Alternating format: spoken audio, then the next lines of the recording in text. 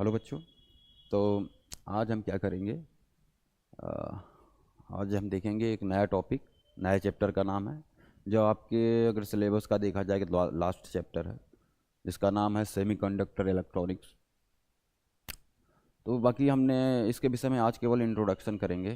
भाई सेमीकंडक्टर क्या है, कहाँ से इसकी स्टार्ट होता है, कैसे ये हमारे लाइफ में जो है डेली टू डेली आता है, उन सब विषय में हम बात करेंगे। सिंपल सा इंट्रोडक्शन होगा आज, और थोड़ा सा इसके विषय में जानेंगे। तो आइए देखते हैं इसको, सेमीकंडक्टर क्या होते हैं, ठीक है, और कैसे इनका जो है खोज हुई, क्या बनाने के तरीका हैं, हाँ, कैसे बनते हैं ये, और कितने प्रकार के हैं, क्या फिनोमिना से इस बनाए जाते हैं, उन सब विषय पे हम बात करेंगे। तो हम थोड़ा सा इसको बनाने के लिए कुछ इंट्रोडक्शन पार्ट होगा। आखिर इंट्रोडक्शन इसका क्या है, कैसे ही आता है वे टू वे लाइफ में। तो आइए देखते हैं। जैसा कि हम जानते हैं, इससे पहले मैंने थोड़ा सा हम लोग एटम का चैप्टर पढ़ चुके हैं। तो एटम के चैप्टर में हमने पढ़ा था कि भाई हमारा एटम की खोज कैसे हुई, एटम की खोज हम कैसे किए हैं। तो हमें पता है कि हम सबसे पहले जो एटम की शुरुआत हुई थी कि जे थॉमसन ने पहली बार बताया भाई इलेक्ट्रॉन जैसी चीज़ कोई होती है 1898 के करीब। उसके कुछ सालों बाद उन्होंने अपना मॉडल दिया, दैट इज़ 1904 में। मॉडल में उन्होंने कहा कि जो एटम होता है वो कुछ तरबूज मॉडल में, तरबूज मतलब वाटरमेलन जैसे बोलते हैं, वाटरमेलन जैसा है, जहाँ पे उसके अंदर वाला जो लाल वाला हिस्सा होता है, अगर वाटरमेलन सबने देखा होगा, लाल वाला हिस्सा वो पॉजिटिव होता है, और बाकी जो इसका नेगेटिव चार्ज होता है वो इम्बेडेड होता है, like the seeds, black seeds in the watermelon. तो ये एक ऐसा मॉडल था। उन्होंने इसके अलावा भी कुछ चीज़ें बताई, जैसे कि उसका जो है जो डायमेंशन होता है पूरे स्फीयर का जो वॉल्यूम होगा वो लगभग होता है 10⁻⁻10 मीटर के करीब। तो 1898 के करीब पहली बार जो हमारा मॉडल आया था जे थॉमसन का, वो यही सब हमको जो है इन्फॉर्मेशन दिए थे, जिसे हम मॉडल कहते हैं, जे थॉमसन मॉडल 1904 में आया था। ऐसा कुछ समय उपरांत जो है एक और साइंटिस्ट हैं जिनका नाम था रदरफोर्ड। रदरफोर्ड ने भी जो है एक रिसर्च किया, उस पर काम किया, जिसे बोलते हैं हम लोग रदरफोर्ड स्कैटरिंग, जहाँ पे उन्होंने न्यूक्लियस की खोज की थी। अब देखिए ये सब मैंने पढ़ लिया है, मैंने ये सब आपको, अगर आपने देखा हो, जो रहते हैं सभी ने वीडियो देखा होगा या फिर क्लास में रहे होंगे ऑफलाइन, तो उन्होंने सब ये देखा होगा। तो मैं सिर्फ ऐसे मौखिक तौर पे इसको बता रहा हूँ, बाकी आपने सब लिखा हुआ है। उन्होंने क्या किया कि उन्होंने न्यूट्रॉन की जो है, न्यूक्लियस की जो है खोज की, और न्यूक्लियस के अंदर जो फिनोमिना होती है वो सब बताया कि कैसा होता है ये। उन्होंने किया क्या कि एक जो है रेडियो एक्टिव सब्सटेंस लिया, ठीक है, एक मटेरियल लिया जिससे हम अल्फ़ा पार्टिकल का जो है बम्बारमेंट करवा सकें। इस पे एक गोल्ड फॉइल पे,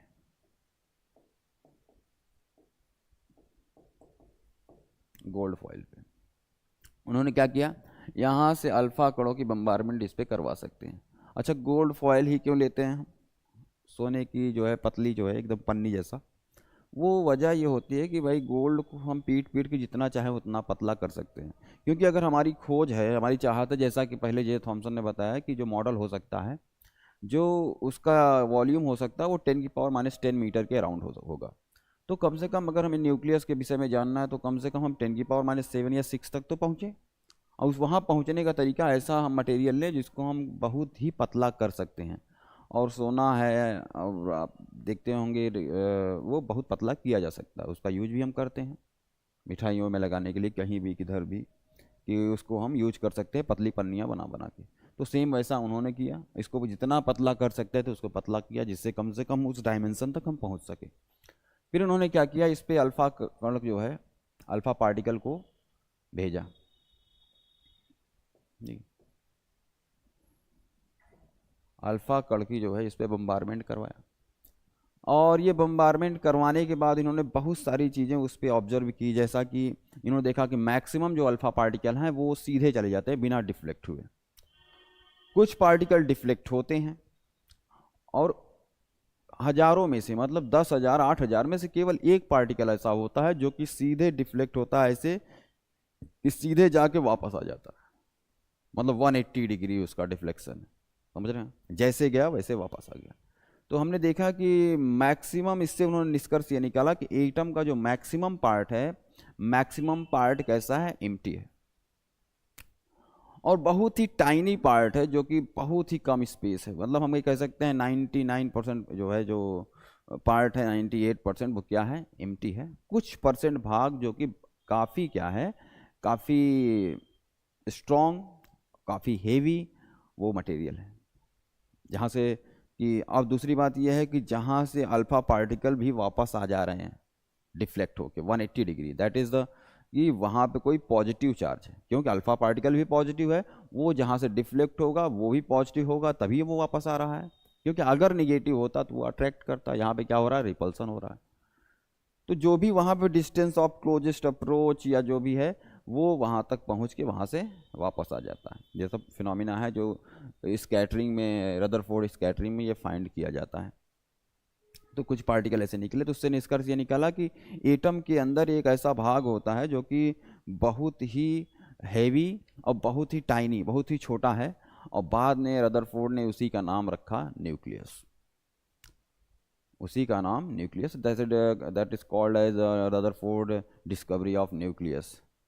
ये बात थी 1906 की। उन्होंने इसके विषय में जो है ये सब डिटेल में जो है बताया। बाद में ये कहा गया उसी जगह कि रदरफोर्ड ने 1911 में जो है बाद में इसी पे मॉडल दिया जो कि रदरफोर्ड मॉडल कहलाया।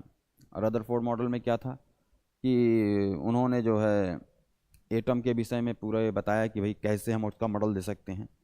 तो उन्होंने क्या किया कि उनके जो दिमाग में आ रहा था रदरफोर्ड के एटम का मॉडल, वो ऐसा आ रहा कि उन्होंने सर्कुलर मॉडल ही माना कि एक पॉजिटिव जो है यहाँ न्यूक्लियस होता है और इलेक्ट्रॉन जो है सर्कुलर ऑर्बिट पे चक्कर लगाते हैं चारों ओर। जो उनको सबसे सिंपल, जो सिंपलेस्ट और कन्वीनियंट पार्ट लगा कि वो लगा कि भाई हम अगर सर्कुलर मान लेते हैं तो ज़्यादा बढ़िया होगा। और उनको ये मानने का जो सेंस आया था वो थोड़ा सा ये था कि उस समय देखिए कैपलर वगैरह सब इस मॉडल को, या उस समय हम प्लानिटरी सिस्टम के मिसाइल मॉडल को हम थोड़ा पढ़े थे, तो उनको थोड़ा सा इस पे जो है इंस्पायर होके उन्होंने कहा कि अगर हम इसे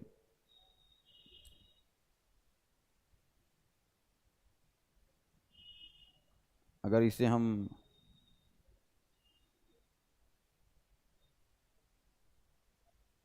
ऐसा करते हैं तो ये कर सकता है कि प्लानिटरी सिस्टम पे ये काम कर सकता है, कि इसे एक नाम और दिया गया कि प्लानिटरी सिस्टम मॉडल भी बोला गया, कि जैसा कि सन के अराउंड जो है अर्थ चक्कर लगा रहा है उस तरीके से मॉडल को इन्होंने डिफाइन किया।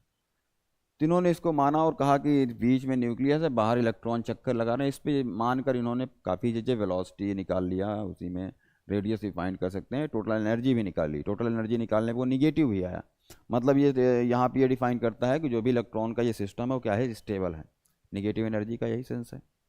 लेकिन यहाँ पे एक चीज़ वो भूल गए, क्योंकि यहाँ पे क्या है, इलेक्ट्रॉन जो है सर्कुलर पाथ पे चक्कर लगा रहा है। तो उस समय इलेक्ट्रोमैग्नेटिज्म तो था ही, उतना तो सभी के पास आइडिया था कि भाई इलेक्ट्रॉन क्या कर रहा है, यहाँ मोशन में है और एक वेलोसिटी से मोशन में है, और वेलोसिटी हर एक पॉइंट पे चेंज हो रही है, मतलब इलेक्ट्रॉन एक्सेलरेट हो रहा है। और एक्सेलरेशन, कोई भी चार्ज अगर एक्सेलरेट कर रहा है तो वो लगातार क्या करेगा, एनर्जी रेडिएट करेगा, मतलब इलेक्ट्रॉन लगातार एनर्जी क्या करता रहेगा, रेडिएट करता रहेगा। और ये एक समय ऐसा आएगा जब ये लूज होकर क्या होगा, इसी न्यूक्लियस में गिर जाएगा। अभी आपको ये लग रहा होगा हम ये लोग एटम क्यों पढ़ रहे हैं अगर सेमीकंडक्टर इलेक्ट्रॉनिक्स पढ़ना है तो। आप देखते रहिए, बस 1 मिनट का काम है, उसके बाद हम लोग चलेंगे।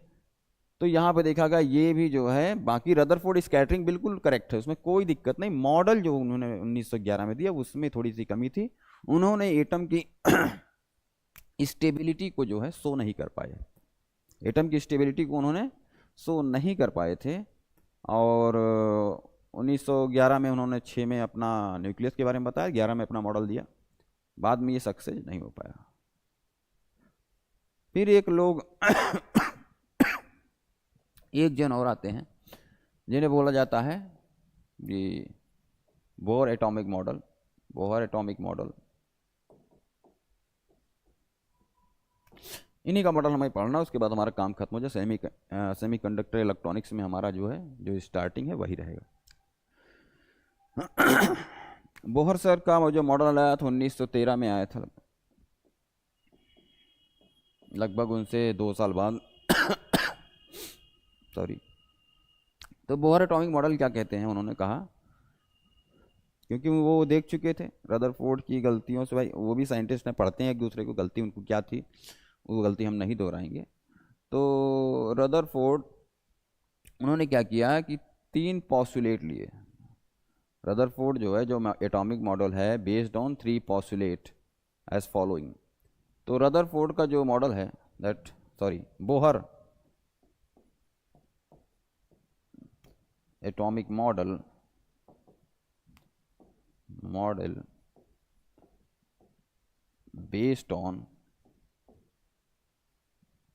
based on following 3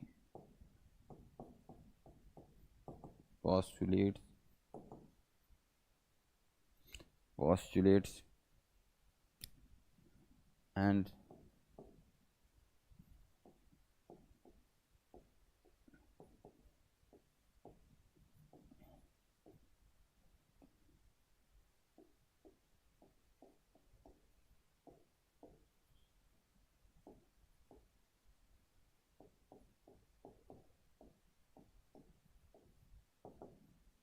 ये क्या होता है, remarkably prove by de Broglie letter.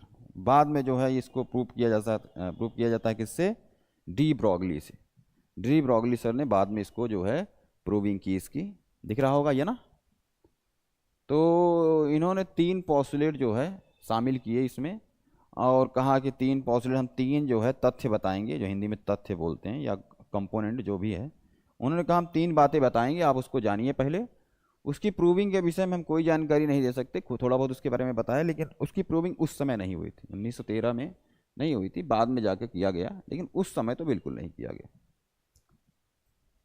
तो उन्होंने क्या किया कि 3 पॉस्टुलेट दिए। पहला क्या था, फर्स्ट पॉस्टुलेट ये था कि electron can revolve any orbit without radiating energy. वो कर सकते हैं, लेकिन क्या हो, इनका सबसे मेन पॉस्टुलेट यही है कि वो रिवॉल्व कर सकता है, लेकिन कंडीशन क्या है, दैट इज कि उसका जो एंगुलर मोमेंटम हो वो क्या हो, इंटीजर मल्टीपल हो h/2π का।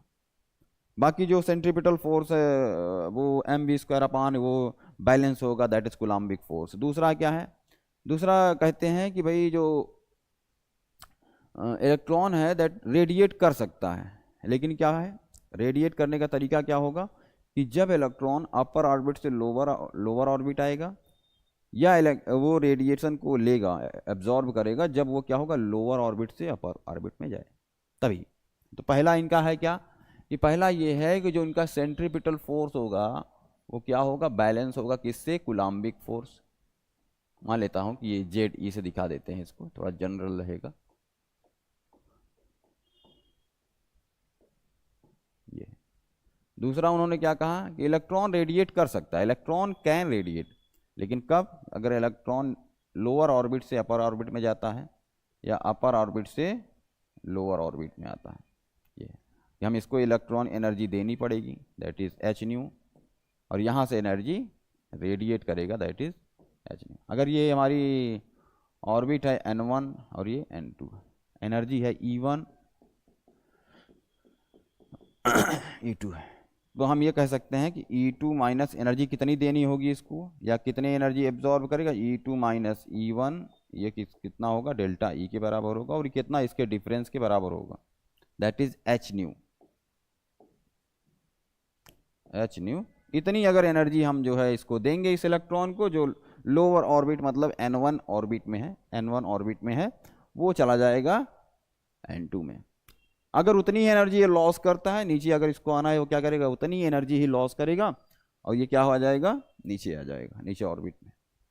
तो ये तरीका है हमारा जो है इसको रेडिएट करने का। ऐसा नहीं कि हर जगह रेडिएट करता रहेगा, ये उन्होंने करेक्शन किया बाय द, उन्होंने थ्योरी पढ़ी होगी रदरफोर्ड की, और बाकी चीज़ें खुद से विचार किया और और ये एक बात और है कि 1913 में पहली बार एक ऐसे साइंटिस्ट हैं जिन्होंने एटॉमिक मॉडल के थ्रू क्वांटम नेचर को दिखाया था, सबसे पहले साइंटिस्ट हैं, और वो है हमारा थर्ड पॉस्टुलेट।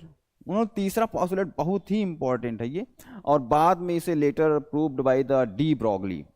डी ब्रॉगली ने इसको प्रूव किया लगभग 10 साल बाद 1923 में थ्योरेटिकली, और एक्सपेरिमेंटली प्रूव किया गया by the Davisson and Germer in 1927 में इसको थ्योरेटिकली प्रूव किया गया। तो इन्होंने क्या किया, इन्होंने ये बताया, तीसरा पॉस्टुलेट हमारा ये कहता है कि अगर जो है जो भी इलेक्ट्रॉन में वो इलेक्ट्रॉन चक्कर लगा रहा है, electron can radiate, electron can revolve without radiating energy, without radiating energy, electron can revolve without radiating energy in orbit where its angular momentum where its angular momentum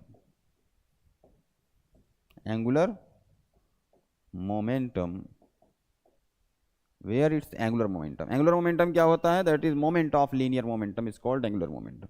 electron की angular momentum की मैं बात कर रहा हूं। Angular momentum is integral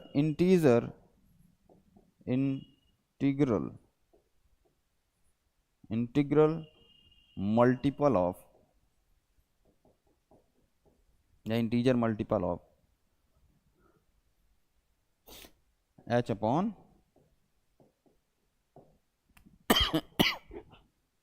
बाकी इसको आप पॉज करिएगा, उस तब लिखिएगा। मैं आगे बढ़ता हूँ, 1 2 3। चलिए, अगर हम बात करें कि ये भाई ये क्या है, एंगुलर मोमेंटम को मैं L से दिखाता हूँ, that is n upon h upon 2 पाई, मतलब इंटीजर मल्टीपल, मतलब कहने का n यहाँ पे क्या होगा, 1 हो सकता है, 2 हो सकता है, 3 हो सकता है, ये हो सकता है, ये तरीका। या हम कह सकते हैं कि भाई MVR इक्वल्स टू क्या हो जाएगा, n अपॉन h अपॉन 2। तो मतलब उस समय का ये पहला क्वांटम नेचर था, जो कि पहली बार हमारा जो है ये क्लासिकल जो है तरीकों से थोड़ा अलग था, कि जहाँ पे हमने इंटीजर की बात की, जहाँ पे हम डिस्क्रीट की बात कर रहे हैं। सन ये है 1913 में, और इससे पहले भी बात हो चुकी थी, लेकिन एक बार पहली बार का दैट इज द 1900 में, जो कि मैक्स प्लांक के द्वारा किया गया था, डिस्क्रीट एनर्जी के, जहाँ पे क्वांटा के विषय में बात की, एनर्जी हमेशा क्वांटा में चलती है। उसके बाद ये थे, ओके। तो यहां तक आने का मतलब ये हुआ कि कहने का मतलब ये है कि जो एनर्जी होती है, मान के चलिए यही हमारा न्यूक्लियस है, ध्यान से समझिएगा। यहां तक हमें करने का मतलब क्या है कि हम सेमीकंडक्टर में एटम क्यों पढ़ रहे हैं। तो आप देखिए, ये सवाल अभी मन में रहा होगा आपके। अगर ये हमारा न्यूक्लियस है, इसके चारों ओर ऑर्बिट है, ये है पहला ऑर्बिट, दूसरा है ये, और तीसरा। ध्यान समझिए, ये हमारा न्यूक्लियस है, ये हमारा न्यूक्लियस है, इसमें फर्स्ट ऑर्बिट ये है, ये सेकेंड ऑर्बिट है, और ये हमारा थर्ड ऑर्बिट। हम बोल सकते हैं ये हमारा क्या है, R1, या यहाँ लिख देते हैं ये हमारा फर्स्ट ऑर्बिट है, ये सेकेंड है, ये थर्ड है। अगर मैं बोल देता हूँ भाई ये रेडियस इनका क्या है, तो हम कहेंगे हाँ चलिए ये R1 है, ये R2 है, ये R3। अगर ध्यान से इनको देखा जाए तो हमने कहा क्या है कि ये जो इलेक्ट्रॉन हैं वो चक्कर लगाते हैं, लेकिन वो लगातार नहीं है। वो कैसा है कि जहाँ पे उसका इंटीजर मल्टीपल हो h/2 पाई का, मतलब इलेक्ट्रॉन का जिसका इंटीजर मल्टीपल होगा h/2 पाई को यहाँ चक्कर लगा रहा होगा, यहाँ इसके बीच में कहीं नहीं लगाएगा। और सेकेंड, अगर सेकेंड की बात करें ऑर्बिट यहाँ चक्कर कब लगाएगा, जब यहाँ पे जो है इंटीजर मल्टीपल नहीं होगा।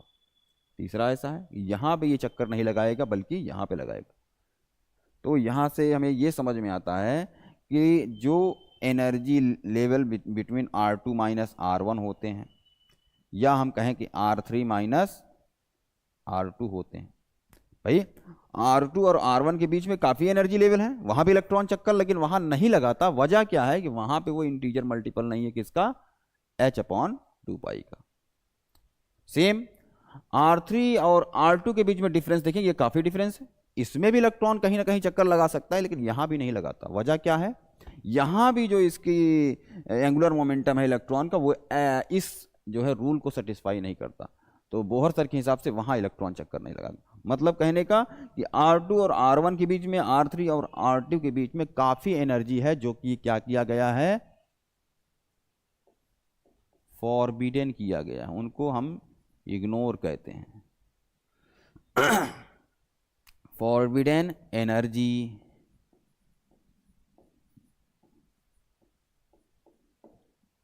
या फॉरबिडन एनर्जी गैप भी बोल सकते हैं, वो गैप ही है, इसके बीच में गैप है, गैप है कि नहीं, वहां इलेक्ट्रॉन चक्कर नहीं लगा रहा है, उसे क्या बोलते हैं, forbidden energy, energy gap.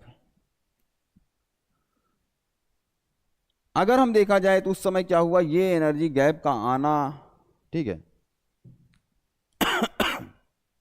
Energy gap को यहां तक मैंने सिर्फ कहा, यहीं तक आप थोड़ा ध्यान रखेंगे एटम के विषय में, क्योंकि इसके विषय में अगर आप जानते होंगे तब इस कॉन्सेप्ट को समझ सकते हैं कि फॉरबिडन एनर्जी गैप होता क्या है। यही आता है, यहीं से आता है हमारा कॉन्सेप्ट फॉरबिडन एनर्जी गैप का।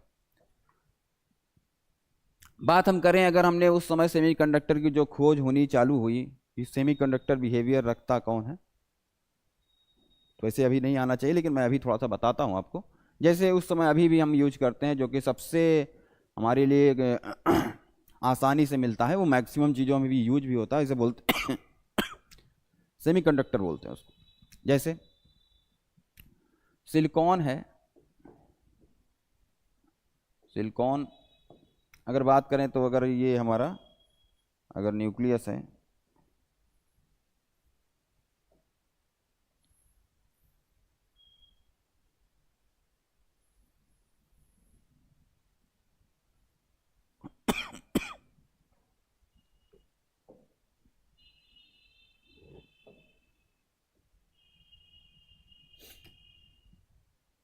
तो होगा हमारा 2 8 1, इसका कलर चेंज कर लेते हैं थोड़ा सा इलेक्ट्रॉन बनाते समय। ये है 4 हुआ, ये हुआ 6, और ये हमारा 8, 8 2 10, और कितना 4 और होंगे, 1 2। तो ये है इसका इलेक्ट्रॉनिक कन्फिगरेशन। मतलब बाहरी जो ऑर्बिट में 4 इलेक्ट्रॉन है इसमें, सिलिकॉन में, प्रोटीन में। तो हमने इसको बताया क्योंकि हमको इसको बार बार पढ़ना है। तो यहाँ पे भी देखिए, अगर कहें हम ये न्यूक्लियस है, तो न्यूक्लियस के लिए देखिए इलेक्ट्रॉन यहाँ पे चक्कर लगा रहे हैं, बीच में ये गैप है, फॉरबिडन एनर्जी गैप। तो अब दूसरे और पहले ऑर्बिट के बीच में देखिए यहाँ भी गैप है, तीसरे और दूसरे के बीच में देखिए यहाँ भी गैप है। ये सब क्या है, फॉरबिडन एनर्जी गैप है, या फॉरबिडन रेडियस है। इन रेडियस को फॉरबिडन किया गया है। हाँ, बोल सकते हैं क्या, यहाँ पे अगर एनर्जी ना कहे हम कहते हैं फॉरबिडन रेडियस, या ऑर्बिट्स, ऑर्बिट बोल सकते हैं ना। इन ऑर्बिट में चक्कर नहीं लगाता इलेक्ट्रॉन, क्यों, क्योंकि यहाँ पे जो एंगुलर मोमेंटम है वो इंटीजर मल्टीपल नहीं है h कट का या H/2 पाई का। फिर इसी में आता है आपका एक नया टर्म। अभी हम देखिए भाषाओं को सीख रहे हैं कि सेमीकंडक्टर पढ़ते समय किन किन भाषाओं के में जो शब्दों की ज़रूरत है। जैसे एक और टर्म आता है इसी में, एनर्जी लेवल होता है। क्या होता है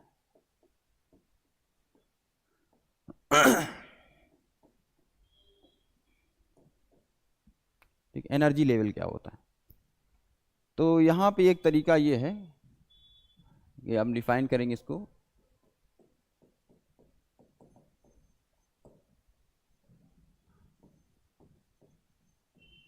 way to represent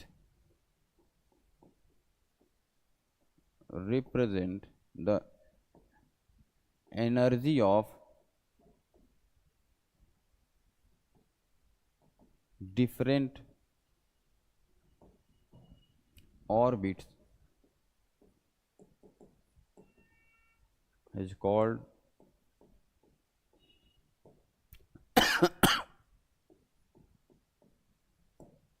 energy level. तो यहाँ पे एनर्जी लेवल को हम कैसे दिखा सकते हैं, कि a convenient way to represent the energy of different orbits is energy level, is called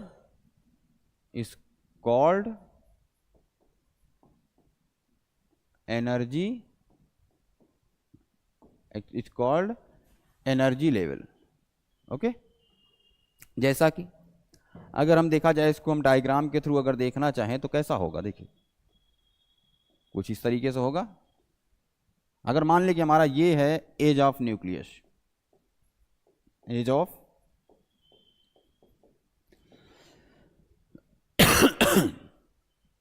as of nucleus है। हम मान लेते हैं कि यहां पे हमारा पहला ऑर्बिट है, हम इसे बोलते हैं क्या, एनर्जी इस तरफ, एनर्जी इस समय इंक्रीजिंग ऑर्डर में ये दिखा रहे हैं हम, और इधर क्या दिखा रहे हैं हम लोग, ये एज ऑफ न्यूक्लियस है। तो यहाँ पे हम कहते हैं कि चलिए ये फर्स्ट ऑर्बिट है, और ये क्या है, सेकेंड, थर्ड और फोर्थ। तो अगर यहाँ पे हम बोलें कि ये हमारा है R1, R2 है, ये R3 है, ये R4 है। रेडियस की बात कर रहे हैं, ऐसा नहीं कि एनर्जी हम आप शो करिए, मैं रेडियस की संख्या लिख रहा हूँ। ये R4 मतलब सबकी एनर्जी क्या है, बढ़ते हुए क्रम में। बढ़ते हुए क्रम का मतलब जो हमारा न्यूक्लियस सबसे पास ऑर्बिट है वो क्या है, उसकी एनर्जी कम है, फिर दूसरे की ज़्यादा है, तीसरे की ज़्यादा है, चौथे की ज़्यादा है, इस तरीके से। तो ये है हमारा फर्स्ट ऑर्बिट, फर्स्ट ऑर्बिट, ये एनर्जी ये है। ये हमारा है सेकेंड ऑर्बिट, ये हमारा है थर्ड ऑर्बिट, और ये हमारा है फोर्थ ऑर्बिट। इस तरह से ये इलेक्ट्रॉन की एनर्जी, और जो यहाँ पे बीच में जो गैप होते हैं वो क्या है, फॉरबिडन रेडियस। क्या है, फॉरबिड। ये वर्ड याद रखिएगा, ये आया कहाँ से, मैंने अभी बताया ना आपको, पूरा एटॉम मॉडल समझा कि ये क्या है, ये फॉरबिडन होते हैं। ये जो गैप होता है वो कैसा है, फॉरबिडन है, फॉरबिडन रेडियस है ये सब, या हम कहें फॉरबिडन एनर्जी है इन सब के बीच में, जिनको हमने इग्नोर कर दिया है, ये हमारे किसी काम के नहीं। एक गैप कम्युनिकेट, ये एक convenient way to represent the energy of different orbits is called the energy level. Okay, इसे हम क्या बोलते हैं, एनर्जी लेवल बोलते हैं। ये शो करने का तरीका है। आइए देखते हैं फिर आगे। इसी में एक टर्म और डिफाइन किया जाता है जो हम समझेंगे, उसे बोला जाता है एनर्जी बैंड। क्या होता है, क्या बोलेंगे, एनर्जी बैंड क्या है। तो हम बात करेंगे एनर्जी बैंड क्या है। एनर्जी बैंड क्या है, लिखेंगे the range of energy, the ranges of energy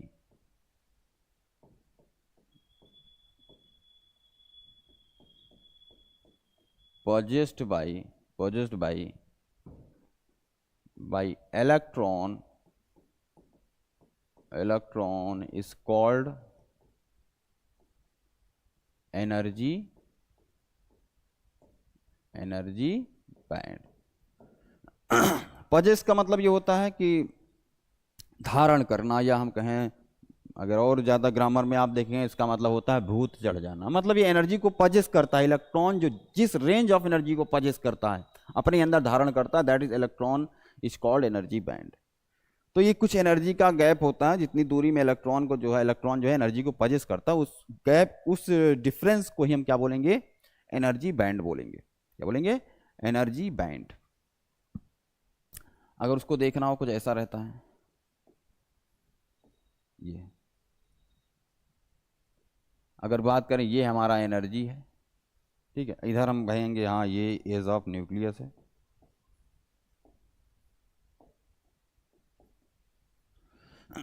तो एनर्जी बैंड को हम ऐसे कुछ इस तरीके से शो करते हैं।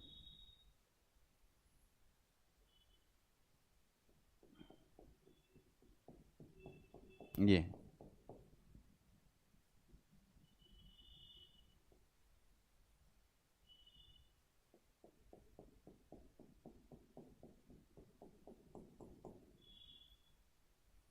और ये हमारा तीसरा बैंड है।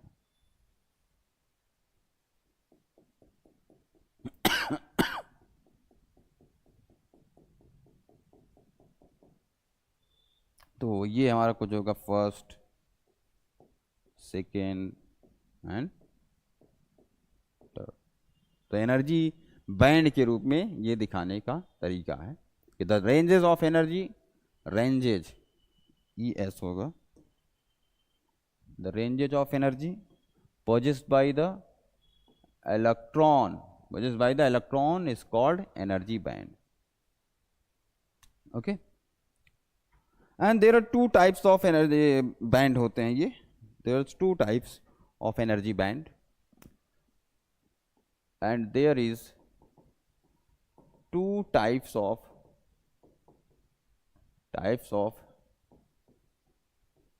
energy band.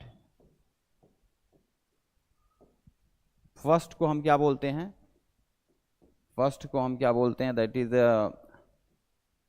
Valence band and second one is known as the conduction band. Valence band and second one is the conduction band. Okay, second को हम क्या बोलते हैं, कंडक्शन बैंड बोलते हैं. तो पहला हम देखेंगे वैलेंस बैंड क्या है. फर्स्ट हम देखते हैं कि वैलेंस बैंड क्या है. वैलेंस बैंड क्या होता है.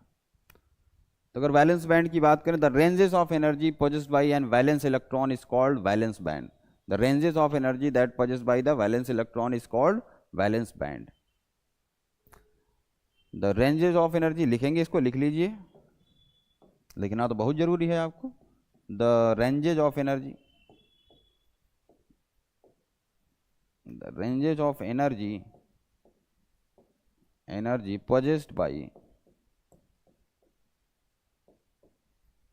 possessed by valence electron. Valence electron is known as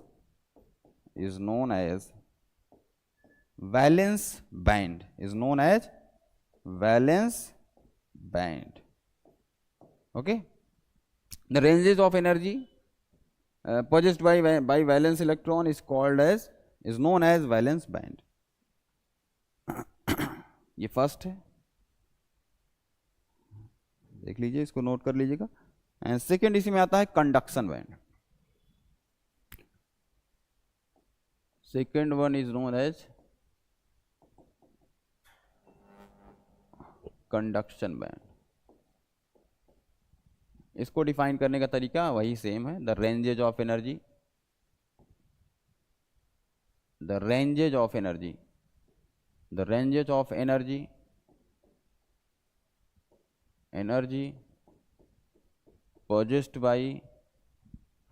possessed by the conduction electron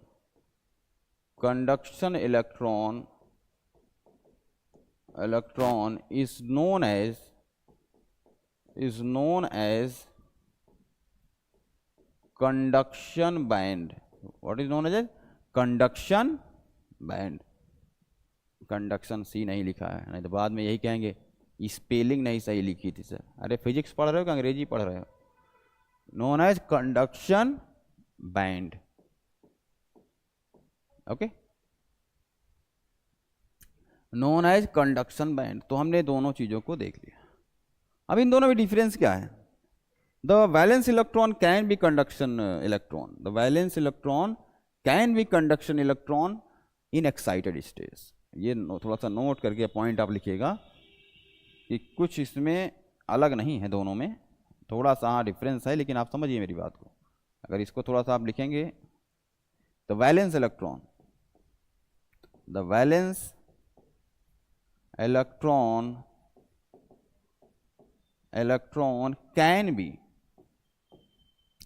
can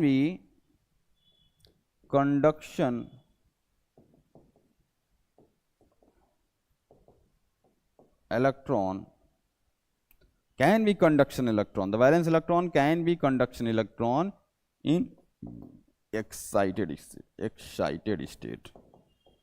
excited state, कहने का मतलब जब इलेक्ट्रॉन एक्साइटेड स्टेट में होगा that valence electron become the conduction electron. अब हम इस वैलेंस बैंड और कंडक्शन बैंड के हिसाब से मटेरियल को, डिफरेंट मटेरियल को डिफाइन किया गया, जैसे इंसुलेटर क्या है, कंडक्टर क्या है एंड सेमीकंडक्टर क्या है, इसी के हिसाब से डिफाइन किया गया। कैसे कैटेगराइज किया जाता है, हाँ उनको जो है डिफरेंट मटेरियल को, कि वो कब इंसुलेटर होते हैं, कब कंडक्टर हैं, कब एक नया टर्म आता है उसी में सेमीकंडक्टर होते हैं, वही तो डिफाइन करना है हमको, वहीं तो पहुंचना है हमको। तो उस सब विषयों पर जो बात करते हैं वही कहलाएगा हमारा, कि इनको कैसे डिफाइन करेंगे तीनों को। तो अब इन्हीं में से पहला आता है the different type of different types of material on the basis of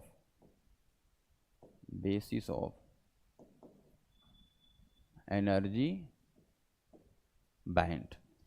energy band के हिसाब से हम कैसे डिफाइन करेंगे, जिसमें पहला होता है हमारा, अगर इसमें बात करें तो हम पहले बोलेंगे क्या, कि इंसुलेटर होते हैं, इंसुलेटर मटेरियल। इंसुलेटर मटेरियल क्या होता है, जैसे लकड़ी है, ठीक, प्लास्टिक है, ग्लास है, ये सब क्या है, अगर इनको इसमें लाइट जो है हमको नहीं लगा, हाँ बशर्ते लकड़ी भीगी हुई ना हो, भीगा नहीं सूखा होना चाहिए, प्लास्टिक है, ग्लास है, वो क्या है, इंसुलेटर की तरह बिहेव करेंगे। ये इलेक्ट्रिसिटी को कंडक्ट नहीं करते हैं, ये भी एक तरीका है कि जो इसमें फ्री इलेक्ट्रॉन होते हैं वो नहीं होते, इससे फ्री नहीं बल्कि बाउंड इलेक्ट्रॉन्स होते हैं। अब ये वर्ड मैंने बोल दिया और गड़बड़ है कि बाउंड इलेक्ट्रॉन क्या होते हैं, मन में सवाल आया। तो जो इंसुलेटर है उसमें क्या पाए जाते हैं, बाउंड इलेक्ट्रॉन होते हैं। कभी कभी देखा हो कौन से कैसे इलेक्ट्रॉन है, जब बाल में आप कभी पेन को रगड़ते हैं, प्लास्टिक के पेन को, और कागज को चिपकाते हैं तो क्या करता है, वो चिपकता है ना, क्या उसमें इलेक्ट्रॉन होते हैं, हाँ बिल्कुल होते हैं, एटम से बने होते हैं, बट लेकिन उसमें फ्री इलेक्ट्रॉन नहीं होते हैं। लेकिन जब हम उसको रगड़ते हैं तो वो कुछ देर के लिए पोलराइज होते हैं, जहाँ पे चार्ज आ जाते हैं पेन में और वो चिपकते हैं, वो इलेक्ट्रिसिटी या चार्ज को शो करते हैं कुछ देरी के लिए। जैसे ही हम कुछ देरी के लिए उसको शांत रख देंगे या एक साथ रख दें, फिर से वो वैसे ही स्टेज में आएगा, मतलब उसे बाउंड इलेक्ट्रॉन बोलते हैं। वो कुछ देरी के लिए ऐसे कंडीशन में आता है, बाद में वो नॉर्मल हो जाता है। तो यहाँ पे कहना इनका ये था कि मान के चलिए ये हमारा है एनर्जी बैंड के रूप में हम इसको दिखाएंगे। तो इधर वो बोलते हैं जो एनर्जी बैंड को दिखाने का तरीका EB लिख के है, ओके, EB से हम क्या दिखाएंगे, एनर्जी बैंड है उधर, और ये हमारा लेवल है। तो हम पहले लेवल हमारा होता है वैलेंस का, वैलेंस इलेक्ट्रॉन का, इसे हम बोलेंगे वैलेंस बैंड, VB से दिखाएंगे। वैलेंस बैंड को हम किससे दिखाएंगे, याद रखिएगा, वैलेंस बैंड पहले वैलेंस है फिर बैंड है, तो हम VB से दिखाएंगे इसको। और दूसरा होता है क्या, conduction band.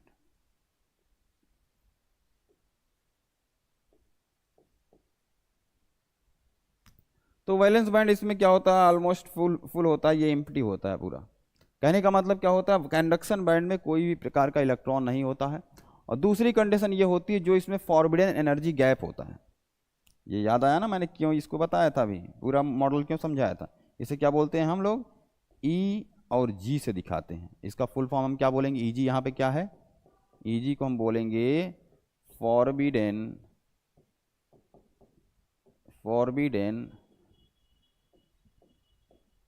Energy gap, forbidden energy gap है, EG से दिखाते हैं फॉरबिडन एनर्जी गैप को, फॉरबिडन एनर्जी गैप को EG से दिखा। ये लगभग इंसुलेटर में 15 इलेक्ट्रॉन वोल्ट के बराबर होता है।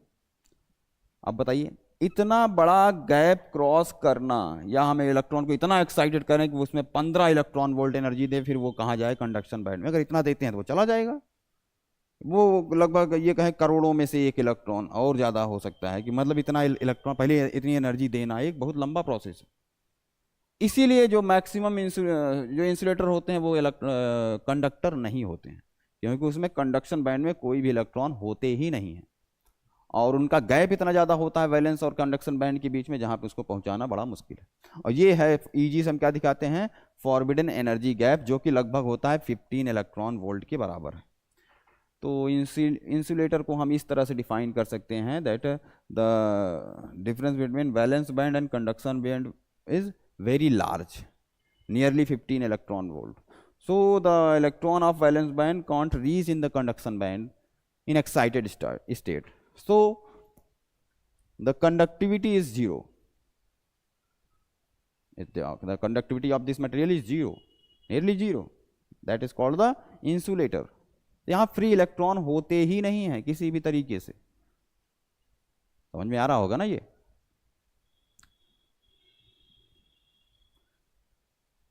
अभी ये केवल इंट्रोडक्शन पे चर्चा कर रहे हैं हम लोग, बाद में पढ़ेंगे इस पे पूरा. ओके, चलिए दूसरा इसी में आता है मटेरियल. एक और मटेरियल और है जिसे बोलते हैं हम लोग कंडक्टर बोलते हैं. क्या बोलते हैं? कंडक्टर में कैसा कौन कौन मटेरियल आते हैं? बहुत सारे हैं, आप देखे होंगे. एल्युमिनियम है, ठीक है, कॉपर है, एजी, हाँ इसको जोड़ ले, सिल्वर जोड़ ले, मतलब कई सारे मटेरियल, ये सब कंडक्टर हैं. आयरन है, ठीक है. तो ये सब हैं, ये सब क्या कहलाते हैं? कंडक्टर कहलाते हैं. इनका जो एनर्जी बैंड के अगर हम रूप में शो करना है तो इनको कुछ हम ऐसा शो कर सकते हैं. इधर हम शो करेंगे एनर्जी बैंड को. एनर्जी बैंड हमारा इधर शो होगा. ये हमारा कहलाएगा यहाँ से यहाँ तक, एक सेकेंड, ठीक है, ये हमारा कहलाएगा वैलेंस बैंड, नीचे होता है. फिर दूसरे रंग से हम बना देते हैं कंडक्शन बैंड को, ये है. और होता क्या है कि कंडक्टर में वैलेंस बैंड और कंडक्शन बैंड दोनों क्या करते हैं? ओवरलैप करते हैं. मतलब एनर्जी गैप होता ही नहीं. तो आसानी से क्या होगा, जो कंडक्शन इलेक्ट्रॉन होंगे, वो वैलेंस इलेक्ट्रॉन होंगे, वो कंडक्शन बैंड में आसानी से जा सकते हैं.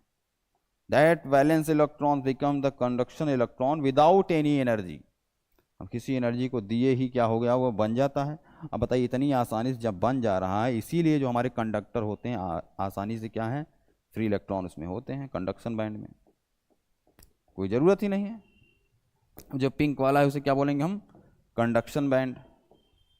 वाइट कलर से जो मैंने बनाया है उसे क्या बोलेंगे? Valence band. एनर्जी गैप अगर बात करें, एनर्जी गैप कितनी होगी? नियरली क्या होगा?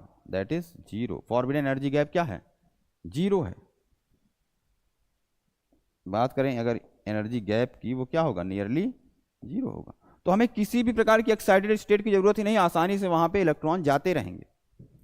और इसमें क्या होते हैं, ये भी ऑलमोस्ट फुल होता है, ये भी ऑलमोस्ट फुल होता है, दोनों जगह इलेक्ट्रॉन पहुंचे रहते हैं. इसलिए कंडक्टिविटी आसानी से शो करते हैं, क्योंकि इसमें फॉरबिडन एनर्जी गैप कितनी होती है? लगभग जीरो के बराबर. लेकिन इन सब चीज़ आज हम पढ़ रहे हैं, ये हमेशा से जानते हैं हम लोग. पढ़ना क्या था हमें? Semi conductor electronics. तो हमारा तीसरे प्रकार का जो मटेरियल होता है उसे हम क्या बोलते हैं? That is semi conductor.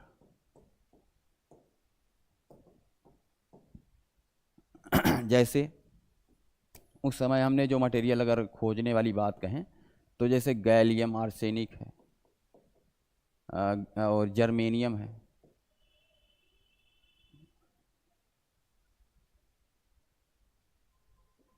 And silicon. ऐसे देखिए कोई मटेरियल है, इनका अगर एनर्जी बैंड के रूप में शो किया जाए तो कुछ ऐसा होता है. ये हमारा एनर्जी बैंड है, ठीक है. ये हमारा है, इसे बोलेंगे हम लोग वैलेंस बैंड. और ये हमारा होता है कंडक्शन बैंड. बराबर है ना, कोई बात नहीं, दोनों ऐसे ही हैं. कंडक्शन बैंड, इसके बीच में जो ये जगह है उसे क्या बोलते हैं हम? एनर्जी, फॉरबिडन एनर्जी गैप, जो लगभग होता है 1 इलेक्ट्रॉन वोल्ट के बराबर.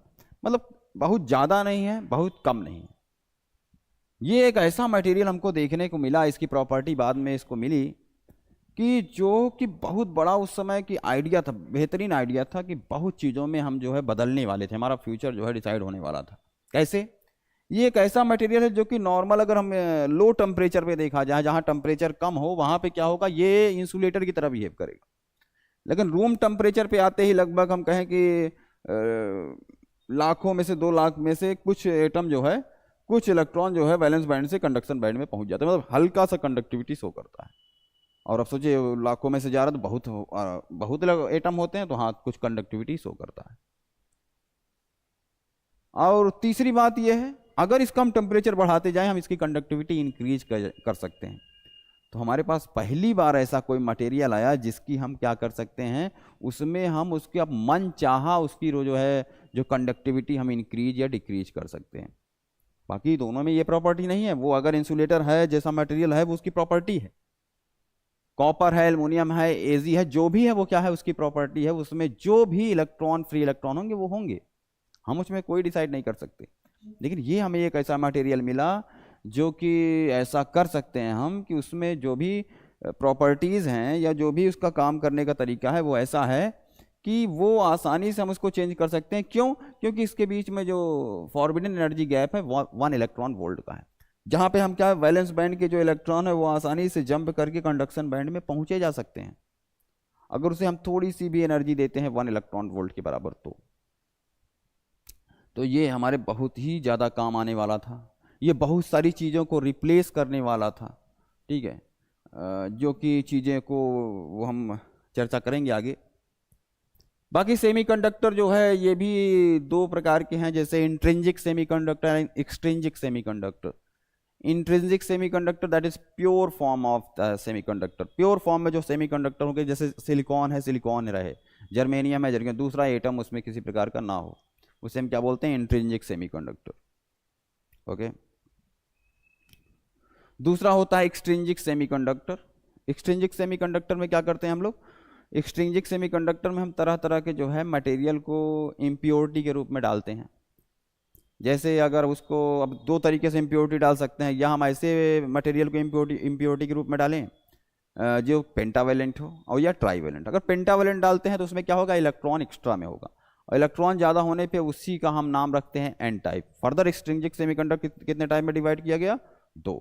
एक्सट्रिंसिक सेमीकंडक्टर में अगर एन टाइप की जो है संख्या को बढ़ाया जाता है, मतलब इलेक्ट्रॉन की संख्या को, इलेक्ट्रॉन कैरियर होते हैं, तो उसे हम बोलते हैं N type semiconductor. Second one is that, अगर पी टाइप की बात करें तो पी टाइप में क्या होगा कि उसमें हम ट्राईवेलेंट डालते हैं। तो ट्राईवेलेंट में क्या होता है, 3 बॉन्ड तो बन जाते हैं, चौथा जो है स्पेस खाली रह जाता है, जो कि टूट टूट के लगा जगह तरह वो घूमता रहता है।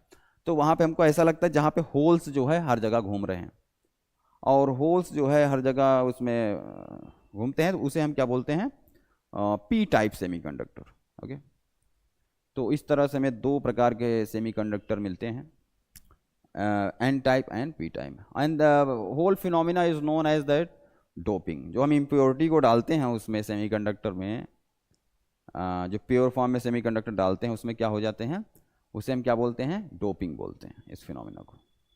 बाकी अब हम इसी में आगे पढ़ेंगे द पीएन जंक्शन फॉर्मेशन कैसे होता है। ठीक है, फॉर्मेशन में कैसे हम डिसाइड करेंगे कि पोटेंशियल बैरियर क्या है, वहाँ पे इलेक्ट्रिक फील्ड कैसे बन जाता है, वो बैरियर कैसे होगा, और हम कब उस पीएन जंक्शन को रिवर्स बायस या फॉरवर्ड बायस बोलेंगे। तो इन सब चीज़ों पे चर्चा करेंगे। थोड़ा सा डायोड इक्वेशन क्या है, आगे इसी में पढ़ेंगे भाई हम रेक्टिफायर क्या होते हैं, half wave, full wave, bridge rectifier, इनके कुछ एप्लीकेशन ये पढ़ के उसके बाद हमारा ये चैप्टर जो है खत्म हो जाएगा। अभी तो हमने केवल थोड़ी सी बातें बताई हैं। ओके, तो आज के लिए हम इतना ही करते हैं, बाकी हम देखेंगे कभी और। Okay, thank you very much.